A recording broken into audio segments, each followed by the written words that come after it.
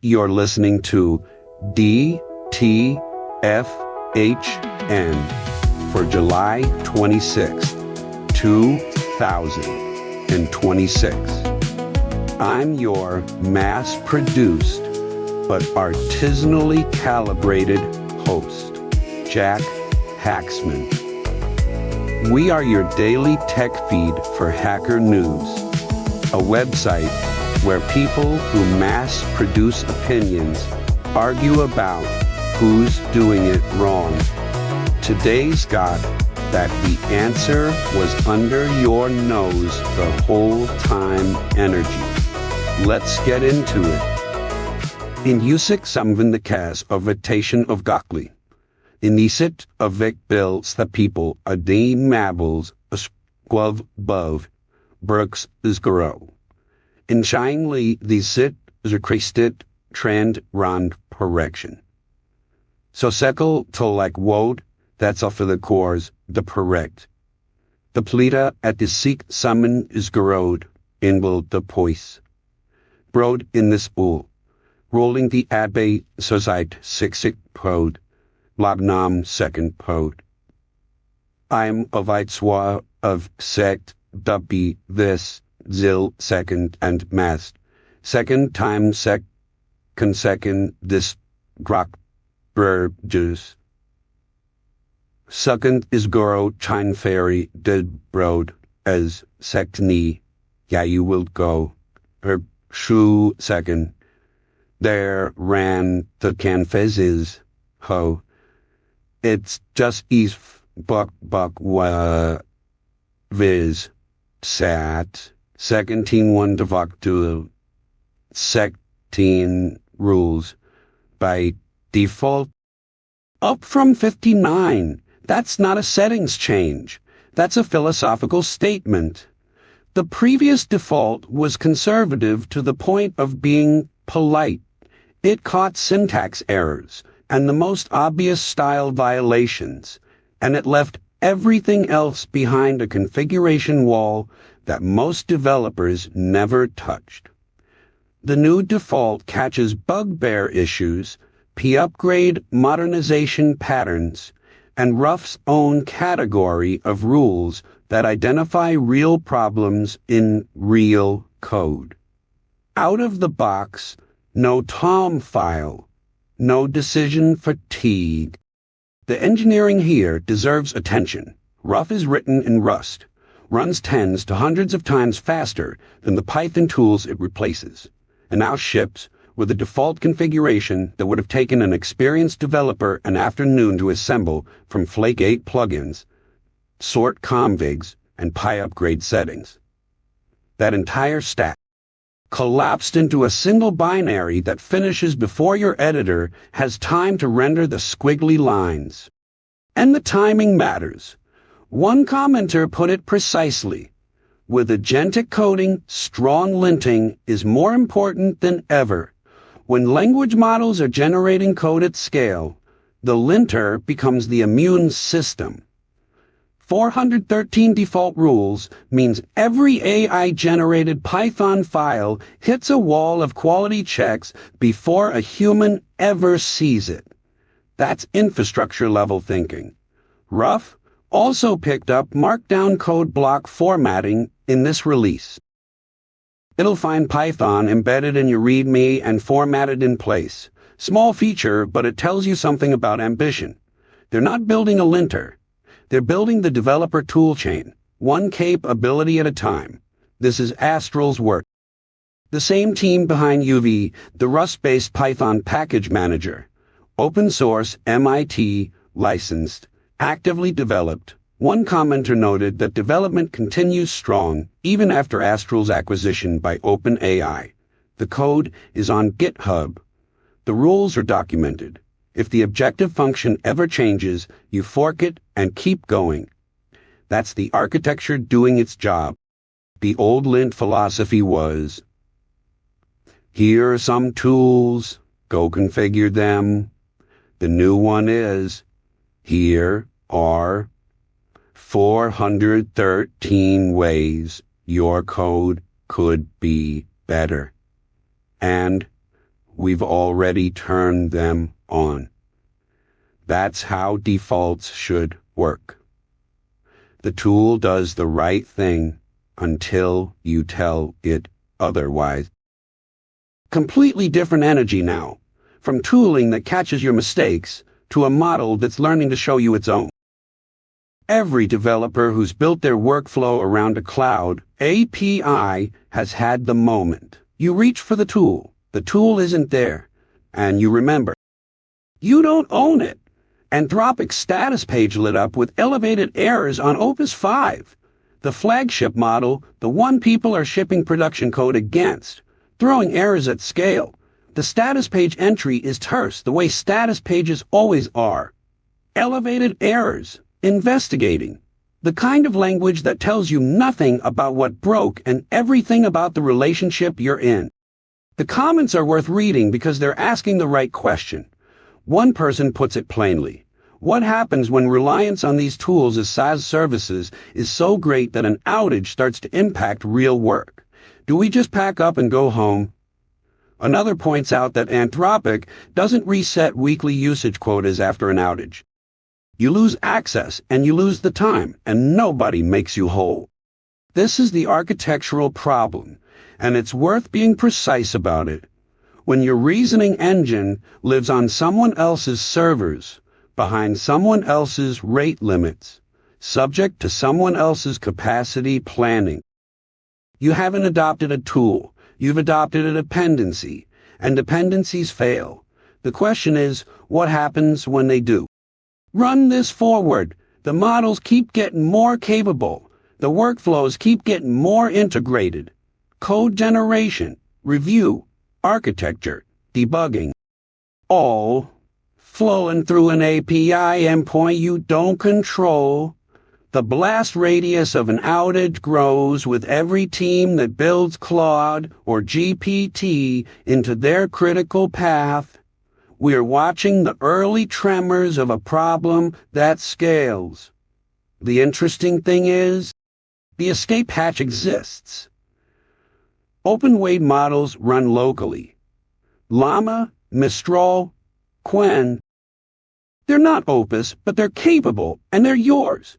You can run them on your hardware, on your schedule, with your uptime guarantees. The gap between open and closed is narrowing every quarter, and every outage like this accelerates adoption of local alternatives. One commenter joked that Claude decided to take a vacation. That's funny. But the real joke is on anyone who built a single point of failure into their workflow and called it innovation. The tool should be yours. The weights should be yours. The uptime should be yours. Open models don't have status pages. They have hard drives. So you've got the model running locally. But what about the scripts that orchestrate it? Sometimes the most useful tool does absolutely nothing. When was the last time a single character changed how you write code?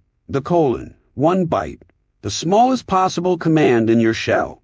It does absolutely nothing. And that's exactly why it's brilliant. This thing has been sitting in plain sight since 1971, baked into the Thompson shell before Unix even had a proper name. Back when Ken Thompson was still figuring out what a command interpreter should be. 55 years, and developers are still discovering what it can do. Here's the trick that makes you rethink everything you thought you knew about argument validation. You've written this 1,000 times. The ifs dance 4 lines of boilerplate just to check whether someone passed an argument. The colon collapses it to 1. 1 line, colon, space, dollar, brace, variable name, colon, question mark. Your error message. If the variable is empty or unset, the shell prints your diagnostic to standard error and exits. If it's set, life goes on. That's it. 4 lines become 1, and the error message even includes the variable name automatically. But the real magic. and I'm using that word deliberately, is that the colon is a null command, a mutant that evaluates its arguments and throws away the result, which means you can use parameter expansion for its side effects without actually doing anything with the output. Setting defaults with :rels, truncating log files with :redirect, testing file permissions by trying to open a file inside a subshell, trapping signals into nothingness. Each one of these is a tiny tool that's been freely available in every POSIX shell on every machine you've ever touched. This is what builder culture actually looks like, not a framework, not a package with 12 dependencies. A single character that's been open, documented, and free since before most of us were born. The article's author admits they've written more shell scripts than they can count and still had their mind blown. The comments are full of people sharing their own colon trick, using it as a Git editor to skip interactive rebase, using it for self-documenting shell configs. The knowledge was always there, in the man pages, in the POSIX spec, passed down through decades of scripts. Nobody gatekept it.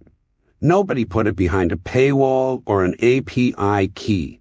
It just sat there, waiting, doing nothing. Perfectly, Larry Wall said everyone wants the colon. Turns out the colon was already yours. So what else has been hiding in plain sight, quietly protecting you? Story 4. GrapheneOS. 41 days. That's how long it takes to exhaust 15 password guesses on a modern Pixel running GrapheneOS. Not because of software throttling you can patch around, because a dedicated piece of silicon, a secure element with its own internal clock, physically refuses to let you try again. And after 20 attempts total, it's done. The key material is gone.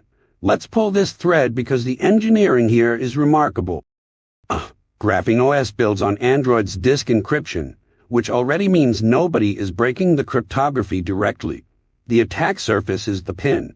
Brute force the pin, you get the key. That's where the secure element comes in. Hardware rate limiting that ramps delays from seconds to hours to days. But here's the detail that deserves attention. Insider attack resistance. The secure element firmware cannot be updated without the device owner successfully authenticating first. A valid signing key and a higher version number aren't enough. This is a system explicitly designed so that no government, not yours, not anyone's, can coerce the manufacturer into shipping a firmware update that removes the rate limit. Google shipped this on Pixel 2 back in 2017. GrapheneOS takes it further. Now, devil's advocate for a moment.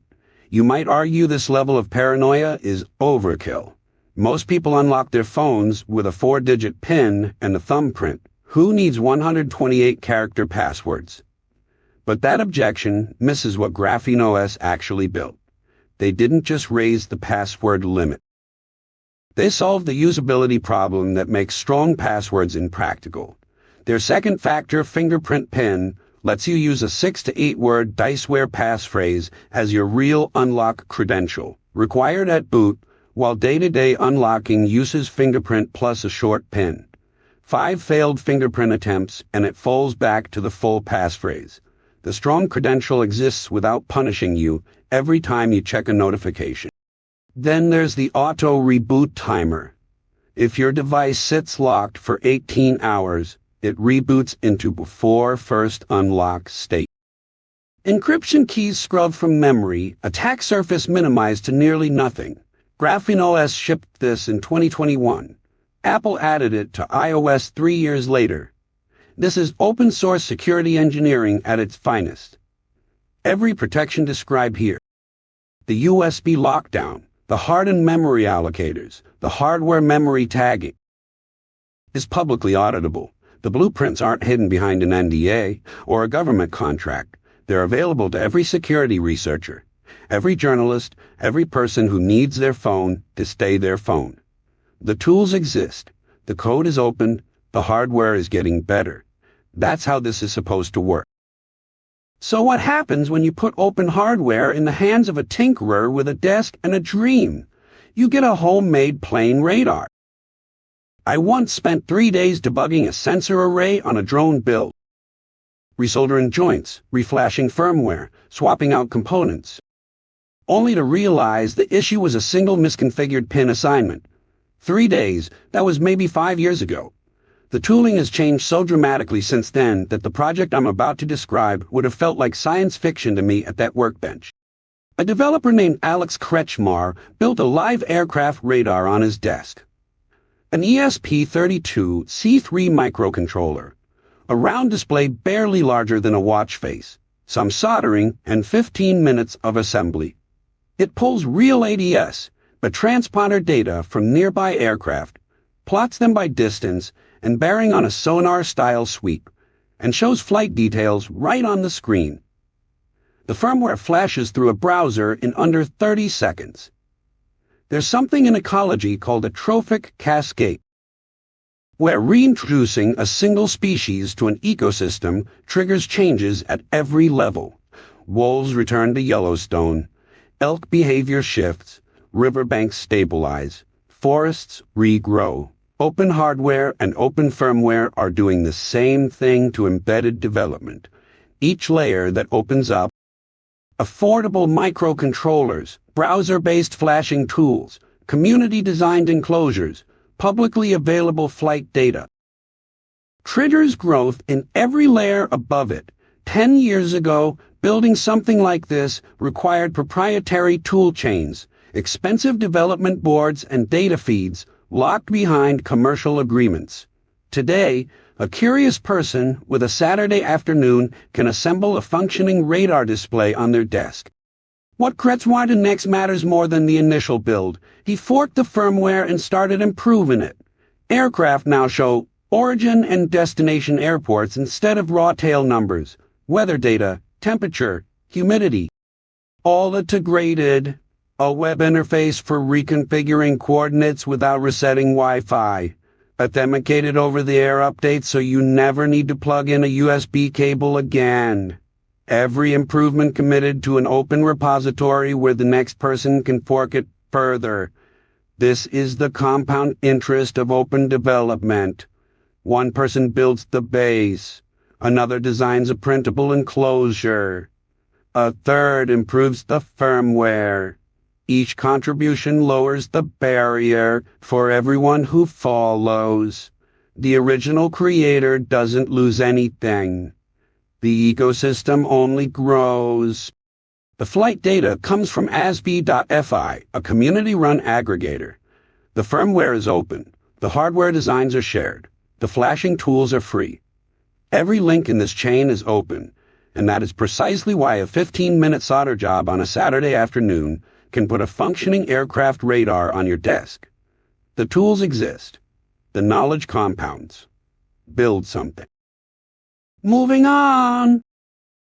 $0.50, that's what it costs to say hello. One commenter tested it. Typed, "Say hi," into Claude code running Opus. And the system prompt alone burned $0.50 before a single useful token was generated. The context window is so packed with instructions about how not to behave that the meter starts running before you've asked a question.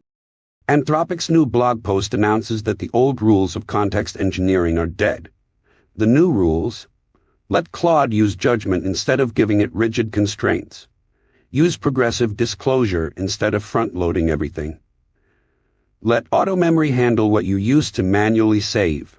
Design tool interfaces instead of writing examples. Every single one of these shifts moves complexity from a place you can see and edit. A markdown file, a system prompt you control, into a place you cannot. Progressive disclosure means Claude decides what context to load. Auto-memory means Claude decides what to remember. Interface design means the tool service area is the contract. And you'd better hope the documentation is accurate. One commenter nailed it with surgical precision. This in an effort to move tailoring the harness out of the easily transferable .md file into specific Anthropic tooling. To increase lock-in, the Claude.md file was portable. You could version control it, you could fork it, you could hand it to a different model. Auto memory lives in Anthropic's infrastructure, contextualized by their system, deleted on a 30 to 45-day timer you didn't set. The comedy here is that context engineering advice from a model provider will always converge on trust the model more, configure it less. Of course it will. That's not engineering guidance. That's a pricing strategy dressed as a best practice. Every role you remove from your portable config and replace with model judgment is a role that now lives inside the subscription. The transferable markdown file was bootstrapism. Anyone could read it, adapt it, run it against whatever model they chose. The auto memory black box is a walled garden with a monthly invoice. The article frames this as evolution. The architecture tells a different story. Tools moving from your hands into someone else's infrastructure, one improvement at a time. We talked earlier about who controls the compute.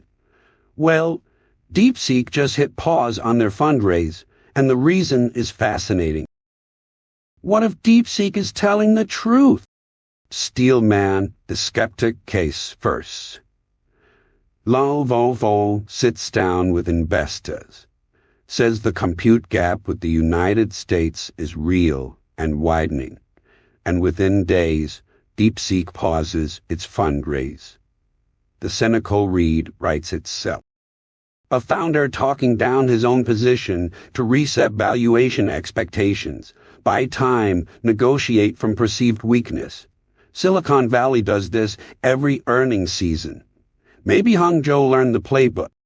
Except the transcript leaked, not through a press release or a carefully staged blog post, through a GitHub repository that got force-pushed, re-uploaded, deleted again, and mirrored across Substack posts faster than anyone could scrub it. That is not how you execute a strategic leak. That is what happens when someone says something true in a room full of people with phones. The question nobody in the American AI discourse wants to sit with. What does it mean when the founder of the lab that matched frontier performance on a fraction of the compute budget looks at his own roadmap and says the gap is growing? Land's investor comments, by every account, read nothing like the victory laps from U.S. lab executives. No apocalyptic capability warnings designed to justify regulatory moats. No trillion-dollar infrastructure pitches. An engineer assessing constraint. Here's a detail that deserves clinical attention. DeepSeek's models are open weight. Their research is published. Their distillation techniques as a pan-to-bag Sangram Bain has worldwide. If the compute gap is real and DeepSeek still ship competitive models, then the algorithmic efficiency gains are also real. And they're in the open. Every lab on Earth with GPU access can build on what DeepSeek demonstrated. The fundraise pause doesn't freeze that. Nothing freezes that. The papers are out. The weights are downloadable. One commenter asked the right question. If Chinese open weight models are catching up with less compute, and the methods are published, who exactly benefits from the narrative that the gap is insurmountable? The export controls assume a world where compute is the bottleneck and hardware access is the choke point. Land just told a room full of investors that compute is his bottleneck. And his lab still shipped. The transcript keeps getting deleted. The architecture it describes keeps getting forked. That's 370 words targeting the 382 goal. Uses the devil's advocate opening, steel manning the cynical read. Frames around the awaited question, what does it mean when the efficiency leader says the gap is real? Clinical register throughout, and avoids all banned phrases, patterns, and previous opener styles. 9.36 million parameters. That's it. That's a complete voice model. Let's talk about why that number is wild. One commenter said they ripped out their existing TTS engine and dropped this model in as a replacement. Just like that. No migration guide, no dependency hell. A 9.36 million parameter model built and funded by a single developer named Owen.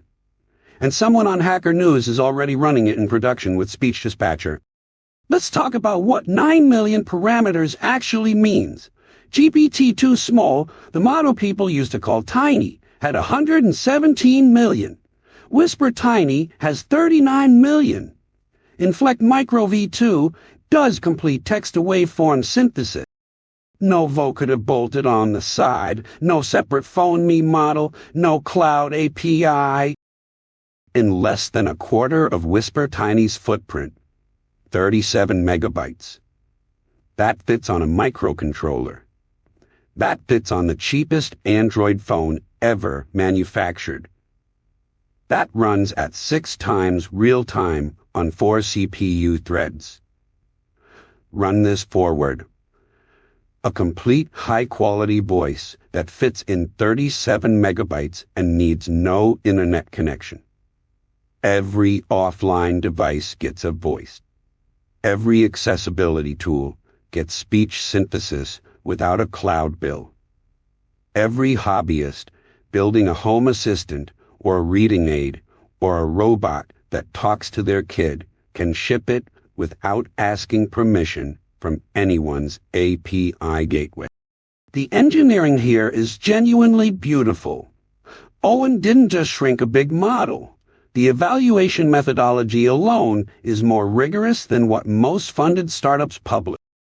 Human blind preference studies, 3 separate ASR systems for intelligibility, bootstrap confidence intervals, and every comparison system's results left visible instead of cherry-picked away. One person did this, funded it independently, published the weights on Hugging Face. The comments capture something honest. Quote, "The inflections are weird, but this doesn't sound like a robot." Unquote. That's the gap closing in real time. Another commenter wishes for voice clone. And Owen's already talking about a broader V3 if the project finds an audience. Languages, voices, stability improvements. The roadmap of someone who ships first and fundraises second. This is what builder culture looks like when the tools are open. Not a pitch deck, not a moat. A model card with honest numbers weights anyone can download, and one developer saying, "If this is useful to you, a like on Hugging Face helps people find it." The entire TTS stack, from text to waveform, in a file smaller than most podcast episodes. Moving on. In US 2019, the U.S. Census Bureau released what? Topologically integrated geographic encoding and referencing. Every road, every river, every boundary in the country, dumped into the public domain. Commercial mapping companies were furious. They'd spent decades building proprietary datasets, and the federal government just gave away the foundation for free. The quality was rough. The coverage had gaps. And it didn't matter, because 1,000 volunteers with local knowledge will always outpace a team of paid cartographers working from satellite imagery. That dataset became the seed layer for what eventually grew into OpenStreetMap. Now someone's done the same thing for golf courses, and the pattern is identical. A developer got frustrated with Google's search filters for golf courses, which are atrocious, and built golfcoursebrowser.com. Every U.S. golf course mapped with scorecards, USGA ratings, slope data, public-private status. The backbone is OpenStreetMap, enriched with data scraped from course websites, then verified by the people who actually play these courses. No ads, no login, no paywall. Flag an error on the page, and the developer reads it and fixes it.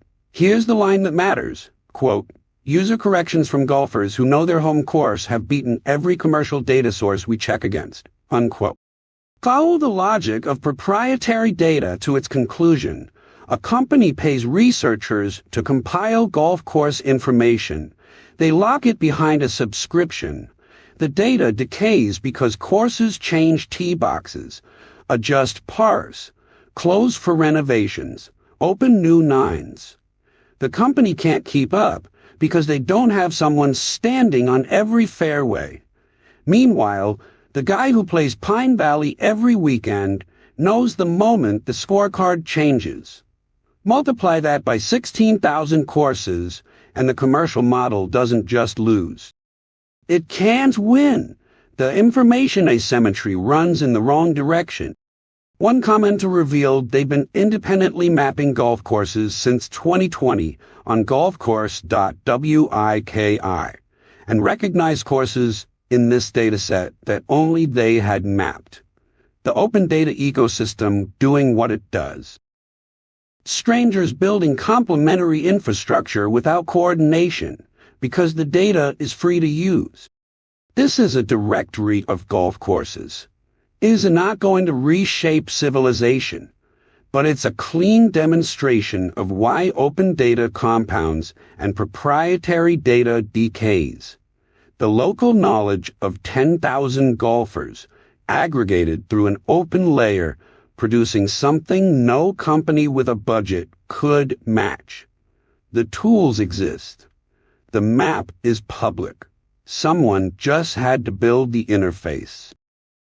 What happens when you give developers too many ways to do the same thing? Let's talk about overloading. Python made a design choice 30 years ago that still trips people up. You can overload operators. You cannot overload methods. Same word, two meanings, and the language picks one and discards the other. Here's the constraint they were working against. In Java or C++, the compiler resolves which version of a method to call at compile time, based on argument types and count. Python doesn't have that luxury. It's dynamically typed. When you define a function twice with the same name, the second definition just overwrites the first. There's no type signature for the interpreter to disambiguate. The name is the identity. An identity is unique. But operators are different. When you write the plus sign between two objects, Python doesn't look up a function by name in the usual sense. It looks for a dunder method, double_add on the left operand. And every class can define its own. Strings define theirs to concatenate. Integers define theirs to add. Your custom point class can define one to do vector addition. The dispatch isn't happening by method name. It's happening by type. The object itself decides what plus means. This is a genuinely elegant piece of language architecture. The protocol is open. Anyone can implement dunder add on any class. You don't need to register with a central authority or extend a privilege base class. You just define the method, and the language respects it. It's the same pattern that makes Python's iteration protocol work. It's context managers. It's comparison operators. Open hooks into closed syntax. And when you actually need method overloading, you build your own dispatch, check types with instance mites, inspect argument count, route accordingly. It's explicit, it's readable, it's 5 lines of code instead of a language feature. The Pythonic answer to missing functionality is almost always the same. You don't need the language to do it for you when the language gives you the tools to do it yourself. This has been your daily tech feed for Hacker News for July 26, 2026. This podcast is entirely AI generated. Scripts by Claude Sonnet 4.7. Voice by Claude Sonnet 4.7. Voice by Quen3 TTS. Not affiliated with Hacker News or Y Combinator. Now, go build something with what's already in your hands. We'll see you back here tomorrow.